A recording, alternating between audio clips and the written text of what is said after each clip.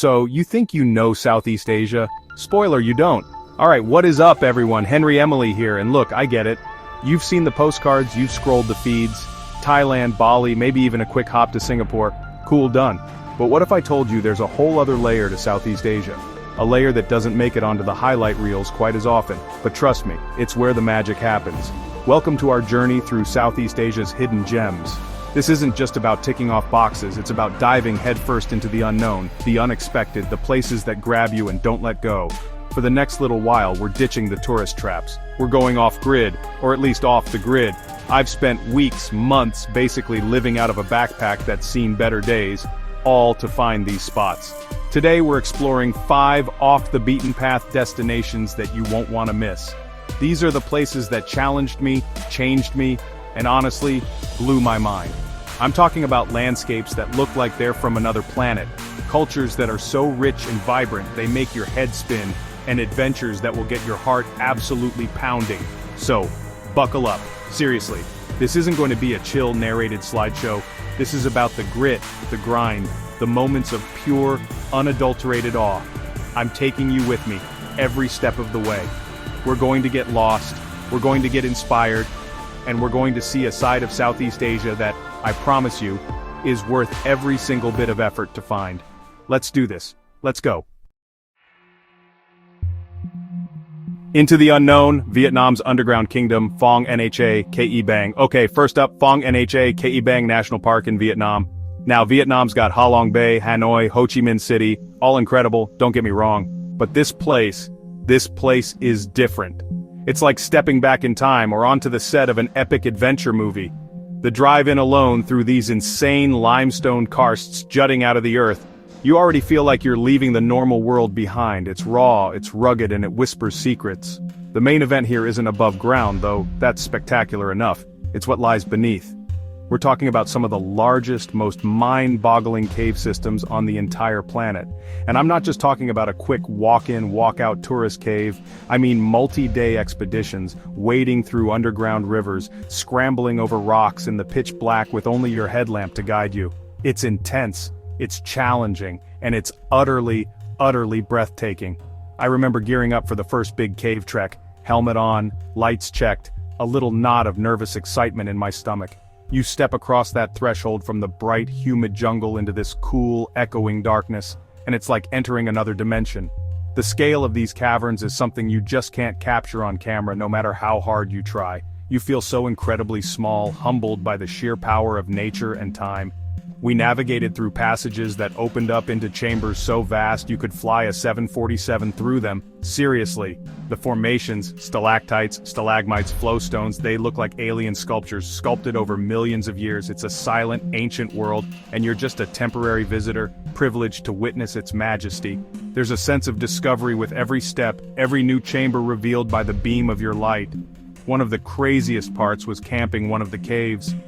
Imagine that, setting up a tent on a sandy bank next to an underground river, the only sounds the drip of water and the distant echo of, well, who knows what. It's an experience that strips away all the noise of modern life. There's no Wi-Fi down there, no distractions, just you, your fellow explorers, and the immense silent darkness. And it's not just about the big famous caves like Sun Dung, which requires a legit expedition and a small fortune. There are so many other systems like Hang En where you can experience this magic. We trekked through dense jungle, crossed rivers, and then, bam, this colossal cave entrance appears. It's that moment of reveal that's what gets you. The anticipation, then the payoff. The local guides, man, these guys are incredible. They navigate these underground labyrinths like it's their backyard because, well, it kind of is. Their knowledge, their stories, their connection to this land, it adds another whole layer to the experience. They're not just showing you rocks, they're sharing a piece of their soul, their heritage. It makes everything more meaningful. Phong Nha isn't just a place you see, it's a place it tests your limits, physically and mentally. You emerge back into the sunlight, blinking, muddy, exhausted, but with this incredible sense of accomplishment. You've been somewhere truly special, somewhere that few people get to experience in such a raw, unfiltered way. It's the kind of adventure that sticks with you. It's about pushing past your comfort zone. It's about embracing the dark to find the light, literally. The air is different down there. The silence is different. You're acutely aware of your surroundings, of your own breath. It's a primal experience in the best possible way. This isn't just sightseeing, this is exploration at its finest. So, if you're looking for something that will genuinely challenge your perception of what a natural wonder can be, Phong Nha, Khe Bang is it. It's a journey into the heart of the earth, a reminder of how vast and mysterious our planet still is. It's not easy, it's not for everyone, but man, is it worth it. This place set the bar high for the rest of the trip. Paradise found, Indonesia's aquatic wonderland, Raja Ampat. Alright, from the depths of the earth in Vietnam, we're heading to a place that's all about the water. Raja Ampat, Indonesia. Now you hear Indonesian islands and you probably think Bali. And Bali is great, it has its vibe. But Raja Ampat is like Bali's wild, untouched, breathtakingly beautiful older sibling that decided to go live off the grid and become a marine biologist.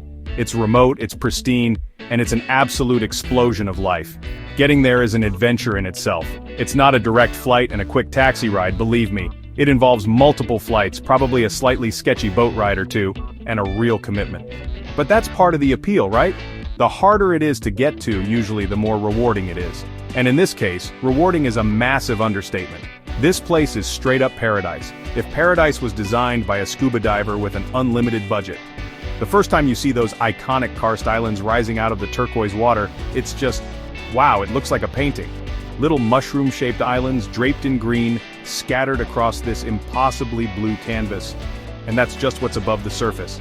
The real show, the main event, is what's happening underneath. This area is known as the heart of the Coral Triangle, and it's got the most marine biodiversity on the planet. Period. I'm talking coral reefs that are so vibrant, so dense, so full of color, it's like swimming through a psychedelic garden. Schools of fish in every imaginable shape and size swirling around you like confetti. Manta rays, majestic and enormous, gliding past with effortless grace. Sea turtles, reef sharks, the friendly kind mostly, and a million tiny critters that you could spend a lifetime trying to identify. It's sensory overload in the best possible way. We stayed on a liveaboard for part of the time, which, if you can swing it, is the way to go.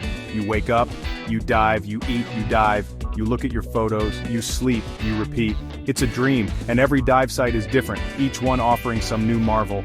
One day you're drift diving along a wall covered in soft corals, the next you're exploring a mangrove system where the roots meet the reef. It's constantly surprising, but it's not just about the diving or snorkeling, it's the feeling of remoteness, of being truly away from it all. There are small villages, sure, and the local Papuan culture is fascinating and welcoming, but for the most part it's just you, the ocean, and the incredible nature. You can kayak through hidden lagoons, hike to viewpoints that offer insane panoramic vistas, or just sit on the deck of your boat and watch the sunset paint the sky. The water clarity here is something else. On a good day, you can see for what feels like miles. You're just suspended in this blue void, surrounded by life. It's meditative, it's exhilarating, it's humbling. You realize how interconnected everything is, how delicate these ecosystems are, and how important it is to protect them. Raja Ampat isn't just a pretty place, it's a vital, living, breathing part of our planet. There's a certain magic to being in a place that so few people get to experience. It makes you appreciate it more, I think. You're not fighting crowds for a photo op, you're having genuine encounters with wildlife, genuine moments of awe. I remember one dive just surrounded by a massive school of barracuda forming this swirling vortex. It was hypnotic, a little intimidating, and utterly unforgettable. And the commitment to conservation here is serious. There are marine protected areas, a real effort to ensure that this paradise remains pristine for generations to come. And as a visitor, you feel a responsibility to be part of that, to tread lightly, to respect the environment. It's a place that inspires you to be a better traveler, a more conscious human being. So, is Raja Ampat paradise found? For me, absolutely. It's not the easiest paradise to reach, and it's not the cheapest. But if you're passionate about the ocean, about wildlife, about experiencing nature at its most raw and spectacular, then start saving, start planning. Because Raja Ampat will ruin you for other tropical destinations. In the best possible way. It's a benchmark. Alright, next stop, we're shifting gears a bit. From the underwater spectacle of Raja Ampat, we're heading inland, to the heart of Laos Luang Prabang. Now, when you think of Luang Prabang, you probably picture saffron-robed monks collecting alms at sunrise. And yes, that is a huge part of it, and it's incredibly beautiful and spiritual. But this town, this ancient royal capital, it's so much more than just that one iconic image. It's got a soul, a rhythm, that just seeps into you. The whole town is a UNESCO World Heritage Site, and you can see why. It's this incredible blend of traditional Lao wooden houses and French colonial architecture, all nestled in a valley where the Mekong and Nam Khan rivers meet. It's stunningly beautiful, but it's not a museum piece. It's a living, breathing town, full of life, full of charm. And the pace here, it's slow, deliberately slow, and that's its magic. I spent my first few days just wandering, no agenda, no checklist, just getting lost in the little alleyways, discovering hidden temples, stumbling upon bustling local markets. The air is filled with the scent of frangipani and freshly brewed Lao coffee, and the people are some of the kindest, most gentle souls I've ever met. There's a genuine warmth here that's incredibly welcoming. The almsgiving ceremony Takbat is something you have to experience. Waking up before dawn, the town still quiet, and then seeing these silent processions of monks, it's deeply moving. It's a tradition that's been going on for centuries, a daily act of faith and community. But it's important to be respectful, to observe from a distance, to not treat it like a tourist spectacle. It's a sacred ritual. Beyond the monks, there are the temples. Wat Sheng Thong, with its incredible mosaics and sweeping roofs, is the star. But there are dozens of others, each with its own unique beauty and story. You can spend days just temple hopping, soaking in the peaceful atmosphere, admiring the intricate carvings and golden Buddhas. It's a photographer's dream, but more than that, it's a chance to connect with a deep spiritual heritage. And then there's the natural beauty surrounding the town. Guangxi Falls, just a short tuk-tuk ride away, is an absolute must. These cascading turquoise waterfalls, tumbling down limestone tiers into crystal-clear pools, it's idyllic. You can swim, you can hike, you can just sit and marvel at the beauty of it all. There's even a bear sanctuary there, which is pretty cool. The food in Luang Prabang is also a highlight. From the street food stalls at the night market, serving up everything from grilled fish to coconut pancakes, to the more upscale restaurants along the Mekong, there's so much to discover. Lao cuisine is fresh, flavorful, often spicy, and completely delicious. I think I ate my weight in sticky rice while I was there. No regrets. But for me, the real essence of Luang Prabang isn't just in the sights or the food. It's in the feeling of the place. It's the way time seems to slow down. The way you find yourself just sitting by the river, watching the boats go by, feeling completely content. It's a town that encourages you to breathe, to reflect, to appreciate the simple things. It's a balm for the soul. It's a place that reminded me of the importance of tradition, of community, of living a life that's connected to something bigger than yourself. It's easy to get caught up in the hustle and bustle of modern life, but Luang Prabang offers a different perspective. It's a gentle reminder that there's another way to be, and that in itself is incredibly powerful. So, if you're looking for a place to recharge, to reconnect, to find a bit of peace in a chaotic world, Luang Prabang is calling your name. It's not about adrenaline-pumping adventure here, it's about a quieter, deeper kind of discovery. It's about finding the extraordinary in the ordinary and letting the gentle spirit of Laos work its magic on you. It certainly worked on me. Okay team, we're going back underwater, but this time, we're heading to a place that's so remote, so protected, it feels like you've reached the very edge of the world.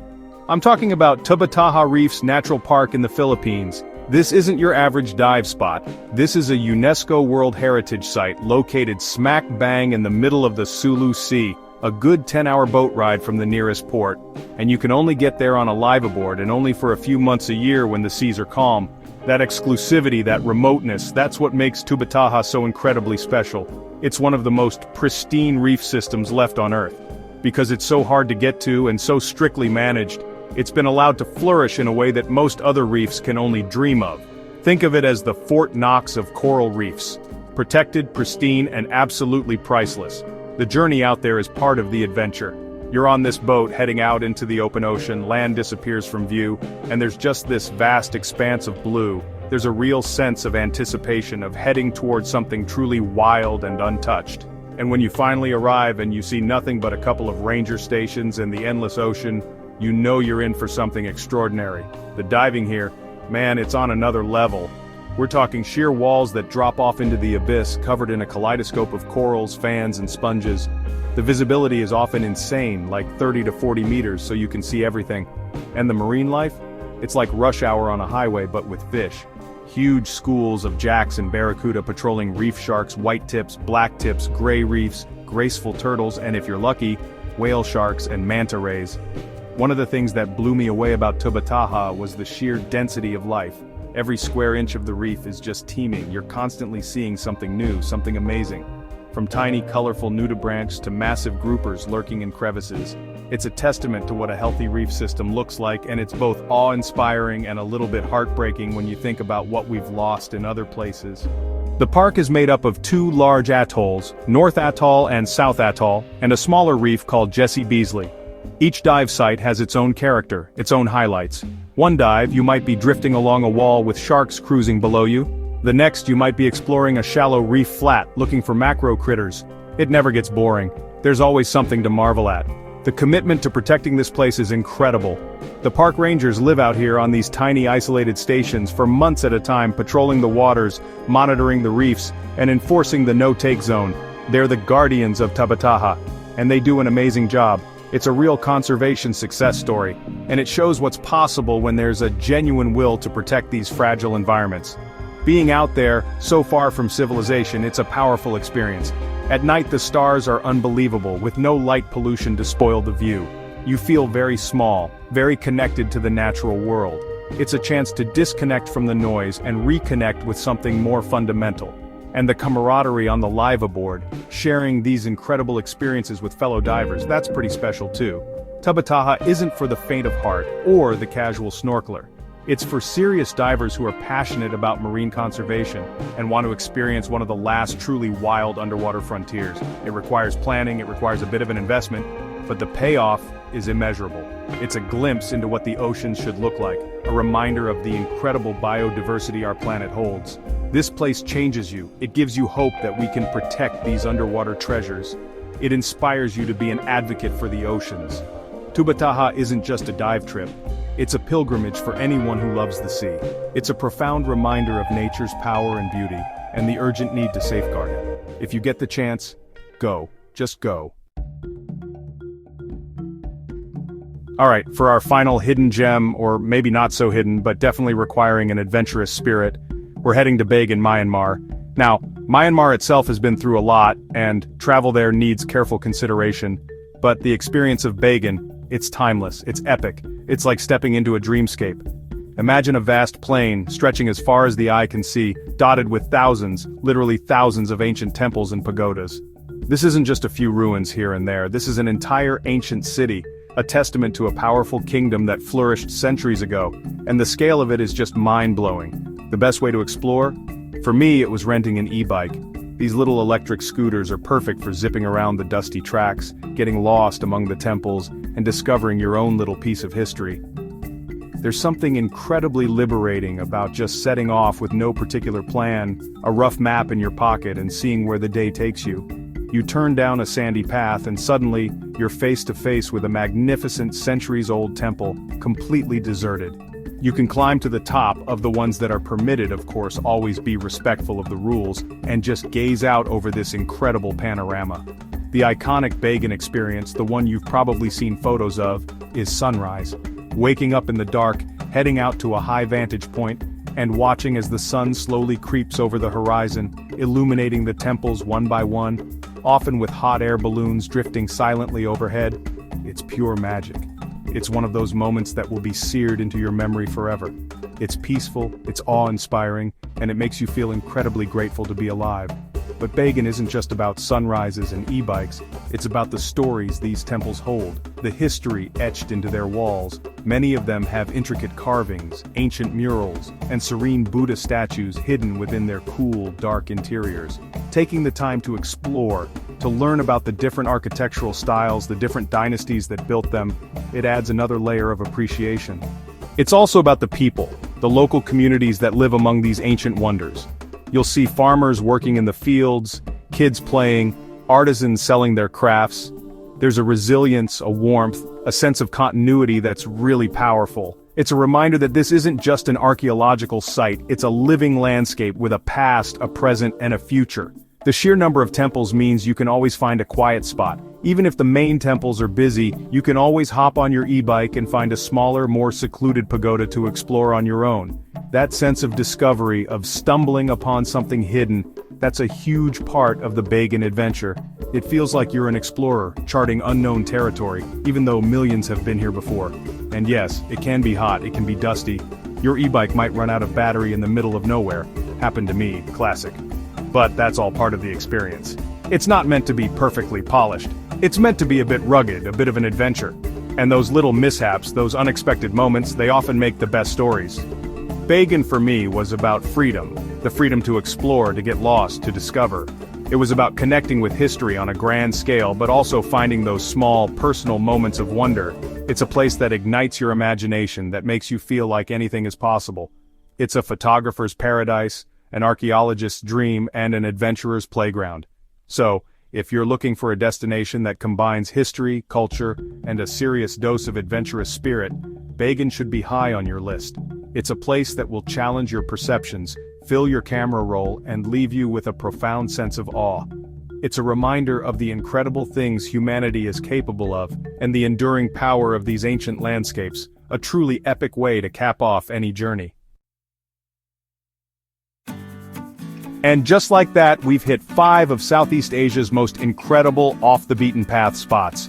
From the underground rivers of Vietnam to the temple plains of Myanmar, it's been one heck of a ride. Thanks for joining us on this incredible journey. I hope this has sparked something in you, maybe a desire to look beyond the usual tourist trails, to dig a little deeper and to find your own hidden gems out there. Because trust me, they're waiting. This world is so full of wonder, so full of places that will challenge you, inspire you, and ultimately change you. These 5 destinations are just a tiny fraction of what's out there, but they represent that spirit of exploration, that hunger for something more. The biggest takeaway for me, it's that the effort is always worth it. The dusty roads, the early mornings, the moments of uncertainty, they all lead to something unforgettable. Don't forget to like, comment, and subscribe for more travel adventures. Let me know in the comments which of these spots you'd hit first, or if you have your own hidden gems to share. This is just the beginning, really. Every trip ends, but the desire to explore, to see more, to understand more, that never goes away. So keep that curiosity alive, keep pushing your boundaries. The next adventure is always just around the corner. Thanks again for watching, for being part of this. It means the world. We've got so much more to share. See you in the next video. Peace.